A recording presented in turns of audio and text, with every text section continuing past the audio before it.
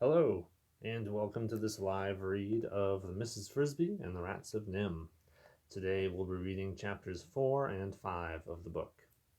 Let's begin. Chapter 4 Mr. Fitzgibbon's Plow.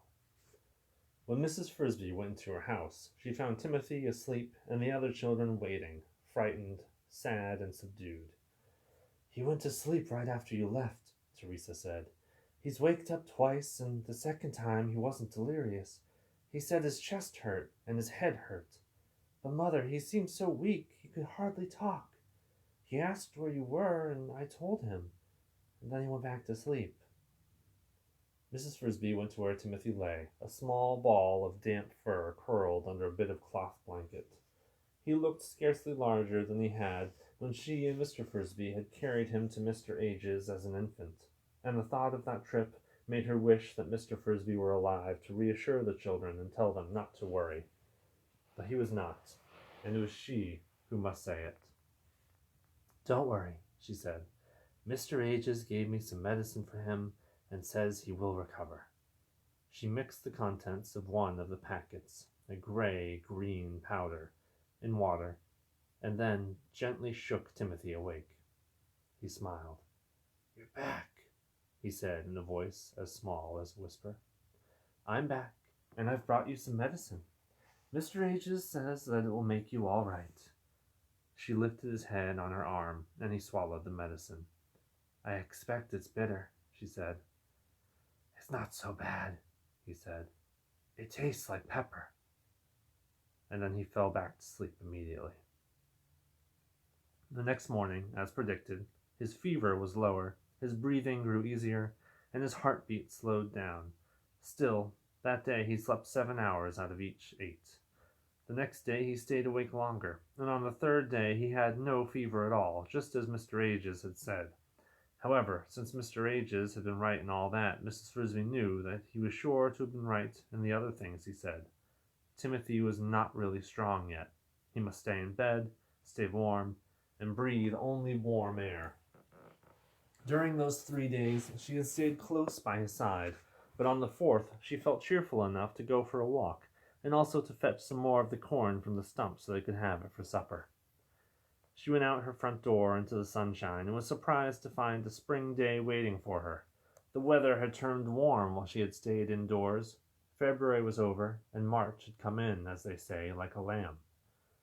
There was a smell of dampness in the air as the frosted ground thawed, a smell of things getting ready to grow. It made her feel even more cheerful than before, and she walked almost gaily across the garden. And yet, despite the fine warmth of the day, indeed, in a way, because of it, Mrs. Frisby could not quite get rid of a nagging worry that kept flickering in her mind.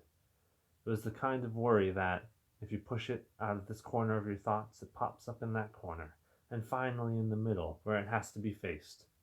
It was the thought of moving day. Everybody knows that the groundhog comes up from the deep hole where he has slept away the winter, looks around, and if he decides that the cold weather is not over, he goes back down to sleep for another 6 weeks. Field mice like Mrs. Frisby are not so lucky. When winter is over, they must move out of the garden and back to the meadow or the pasture. For as soon as the weather allows, Farmer Fitzgibbon's tractor comes rumbling through, pulling the sharp-bladed plow through the soil, turning over every foot of it. No animal caught in the garden that day is likely to escape alive, and all the winter homes, all the tunnels and holes and nests and cocoons are torn up. After the plow comes the harrow, with its heaving, creaky discs, and then the people with hoes and seeds. Not all the field mice move into the garden for the winter, of course. Some find their way to barn lofts. Some even creep into people's houses and live under the eaves or in attics, taking their chances with the mousetraps. But the Frisbys had always come to the garden, preferring the relative safety and freedom of the outdoors. Moving day, therefore, depends on the weather, and that is why a fine day set Mrs. Frisby worrying, even as she enjoyed it. As soon as the frost was out of the ground, the plow would come, and that could happen as much as a month earlier or later one year than the last. And the worry was this: if it came too soon, Timothy would not be able to move. He was supposed to stay in bed, and moving meant a long walk across the field of winter wheat, up and down the hill to the brook's edge where the Frisbys made their summer home. Not only that, the home itself would be damp and chilly for the first few weeks, as summer homes always are, until early spring turned to late spring and the nights grew truly warm. This was something that Mrs. Frisby and the children didn't ordinarily mind. Moving day, in fact, was normally a fun time, for it marked the end of the gray weather and the frost.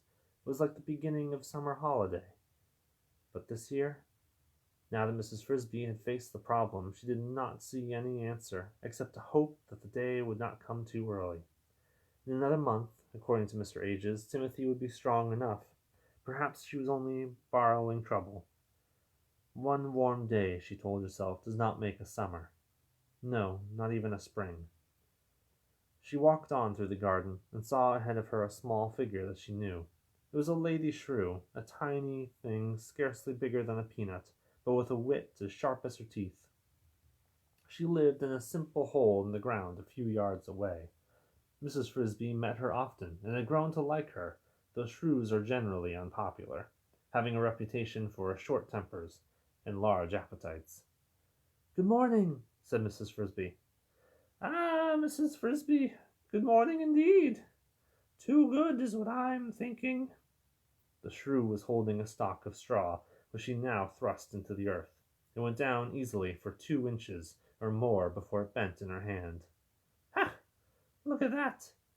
The top of the frost is gone already. Another few days like this, and it will be all gone. Then we will have the tractor in here again, breaking everything up." "So soon? Do you really think so?" asked Mrs. Frisby, her worry returning in a rush stronger than before. "He plows when the frost is gone. Remember the spring of '65?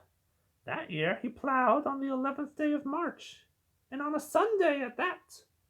I moved down to the woods that night and nearly froze to death in a miserable hollow log, and that day came after a week of days just like this." Mrs. Frisby did remember it. Her family, too, had shivered through those chilly nights, for the fact was that the earlier moving day came, the colder the nights were likely to be. "Oh dear," she said. "I hope it doesn't happen this year. Poor Timothy is too sick to move." "Sick, is he? Take him to Mr. Ages." "I've been myself, but he was too weak to get out of bed. He still is." "Oh, I'm sorry to hear that. We must hope for another frost, or that tractor will break down. I wish someone would drive a tractor through his house and see how he likes it." So muttering, the lady shrew moved off, and Mrs. Frisby continued across the garden. The remark was illogical, of course, for they both knew that without Mr. Fitzgibbon's plow there would be no garden to live in at all, and there was no way he could turn the earth without also turning up their houses. Or was there? What the shrew had said was mean. It was meant to be sympathetic, but it wasn't helpful. It meant, Mrs. Frisby realized, that she, too, could see no solution to the problem, but that did not mean that there was none. She remembered her husband, Mr. Frisby, used to say, "All doors are hard to unlock until you have the key." All right, she must try to find the key. But where, and whom to ask? And then, as if to make things worse, she heard a sound that filled her with alarm. It came from across the fence in the farmyard, a loud, sputtering roar. It was Mr. Fitzgibbon, starting his tractor. Chapter 5. 5 days. The sound of the tractor did not necessarily mean that Mr. Fitzgibbon was getting ready to plow. He used it for many other things, hauling hay and firewood, for instance, and mowing and clearing snow in the winter. Mrs. Frisby reminded herself of all this as she hurried over to the corner post. That was a very thick fence post at the corner of the garden, nearest the farmhouse and the tractor shed. She had discovered long ago that it had a few inches above the ground a convenient knothole, with a hollow place behind it in which she could hide, when she had reason to, and watch what was going on out in the yard. The cat, Dragon, also knew of its existence, so she had to look sharply when she came about. She came up carefully behind the post, stared this way and that, and then darted around it and up into the hole. All clear. Mr. Fitzgibbon had backed the tractor out of the big, cluttered shed where he kept it. Leaving the motor idling, he climbed down from the seat and called to the house. In a moment his older son Paul came out, closing the door carefully behind him. Paul, at 15, was a quiet, hard-working boy, clumsy in his movements, but strong and careful about his chores. In a few seconds he was followed by his younger brother, Billy, who at age 12 was noisier and had an annoying habit of skimming rocks across the grass at anything that moved. Mrs. Frisby did not care for Billy. "All right, boys," said Mr. Fitzgibbon. "Let's haul it out and see about that linchpin." "It was just about worn through last fall, I remember," Paul said. The boys disappeared into the shed, and Mr. Fitzgibbon remounted the tractor. He turned it around and backed it slowly toward the shed, so that the rear end was out of Mrs. Frisby's sight. There was some clanking and clanging inside the shed, while Mr. Fitzgibbon, looking over his shoulder, worked some levers on the side of the tractor. "All set?" He shifted gears and eased the tractor forward again. Hitched behind it, clear of the ground, was the plow. Mrs. Frisby's heart sank. Surely he wasn't going to start now. But as soon as he had the plow out in the sunlight, Mr. Fitzgibbon turned the tractor's engine off. It died with a sputter, and they all gathered around the plow hitch. "Sure enough," said Mr. Fitzgibbon. "She's just about ready to shear. Paul, I'm glad you'll remember that. If I order it today, Henderson's will have a new one in 3 or 4 days." "It took 5 days last time," Paul said. "Well, 5 then. That's just about right anyway. It's too wet to plow now, but 5 days like this ought to dry the ground out. Let's grease up while we've got it out. Billy, get that grease gun." In her hiding place, Mrs. Frisby breathed a sigh of relief, and then began to worry again immediately. 5 days, although a respite, was too short. 3 weeks, Mr. Aegis had said, would be the soonest Timothy could get out of bed, the soonest he could live through a chill night without getting pneumonia again. She sighed and felt like weeping.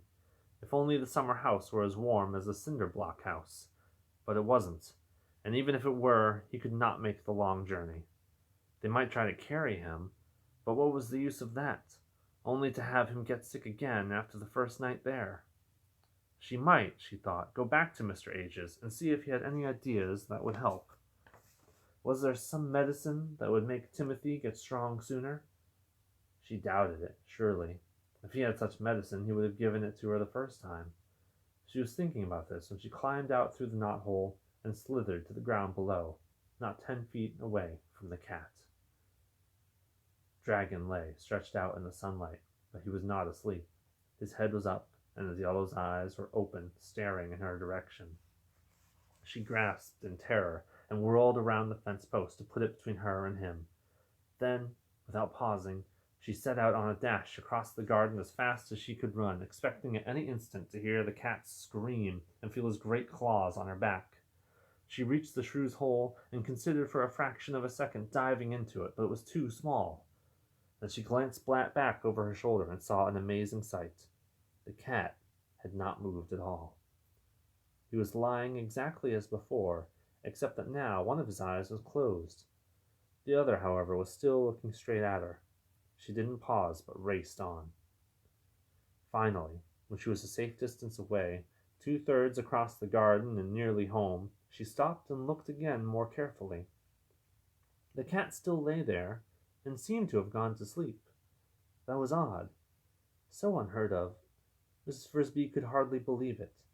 Feeling quite safe but puzzled, she looked for a vantage point from which she could see better. By rights, she should be dead. And though she had escaped by what seemed almost a miracle, she scolded herself for having been so careless. If the cat had killed her, who would take care of the children? She saw a dead asparagus plant, stiff, tall, with branches like a small tree. She climbed it, and from near the top looked back to the farmyard.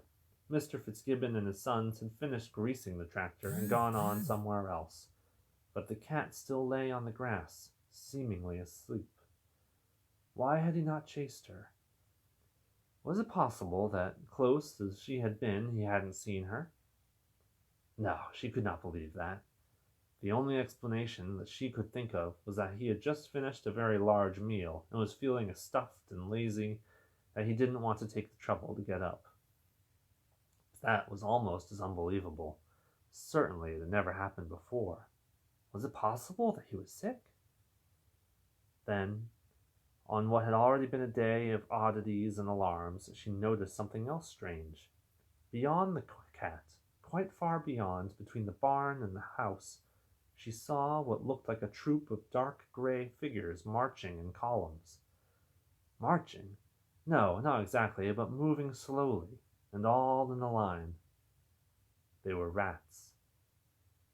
There were a dozen of them, and at first she could not quite see what they were up to. Then she saw something moving between them and behind them. It looked like a thick piece of rope, a long piece, maybe 20 feet.